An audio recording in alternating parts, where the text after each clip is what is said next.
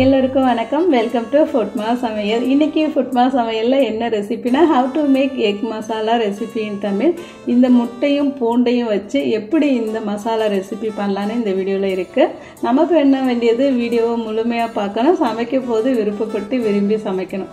முட்டை வேக வைக்கிறதுக்கு நம்ம 3 முட்டை எடுத்திருக்கோம். நல்லா அகலமான பாத்திரமாக நல்லா தேவையான அளவுக்கு தண்ணி ஊற்றி கொஞ்சமாக உப்பையும் போட்டு நீங்கள் குறைஞ்சபட்சம் ஒரு 6-7 நிமிஷத்துக்கு வேக வச்சிங்கன்னா முட்டை வெடிப்புகள் இல்லாமல் நமக்கு வெந்து கிடைக்கும்.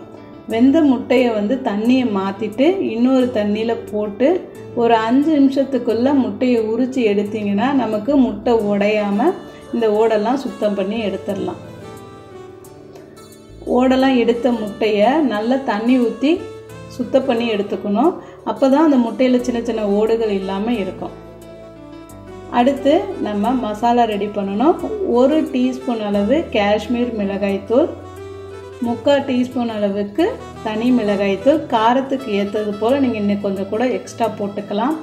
கொஞ்சமாக மஞ்சப்பொடி, 1/2 டீஸ்பூன் அளவுக்கு மல்லிப்பொடி, தேவையான அளவுக்கு உப்பு. இந்த மசாலா எல்லாம் கலந்து எடுத்துடலாம். அடுத்து பாதி அளவு எலுமிச்சம்பழம் கட் பண்ணி அதோட சாறையும் சேர்த்துக்கலாம். நல்ல புளிப்பு காரத்தோட இந்த முட்டை மசாலா இருக்கும். அதுபோல் கொஞ்சமாக தேங்காய் எண்ணெய் ஊற்றி இந்த மசாலாவை இது போல் பாருங்கள், தண்ணியெல்லாம் சேர்க்கலை, எண்ணெயிலே இந்த மசாலாவை ரெடி பண்ணி எடுத்தாச்சு. மசாலா பாருங்கள் எப்படி இருக்குது பாருங்கள், அப்படி ஒரு வாசனையாக இருக்கும். இப்போ வேக வச்ச முட்டையை 2 கட் பண்ணிவிட்டு சேர்த்துட்டு கொஞ்சமாக தண்ணி தெளிச்சிட்டு இந்த மசாலாவை எல்லாத்தையும் முட்டையோடு கலந்து ஒரு 5 நிமிஷத்துக்கு அப்படியே ஊற வச்சுருங்க. அடுத்து ஒரு 6 பல்லு பூண்டை கல்லில் இடிச்சிட்டு வச்சுருங்க. இப்போ தாராளமாக தேங்காய் எண்ணெய் சேர்த்துக்கோங்க. எண்ணெய் சூடானதுக்கப்புறம் கடுகு பொரிய விடுங்க.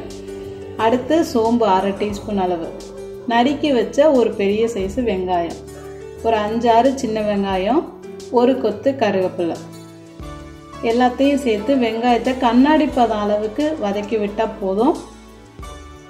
கொஞ்சமாக உப்பு வெங்காயத்துக்கு மட்டும்.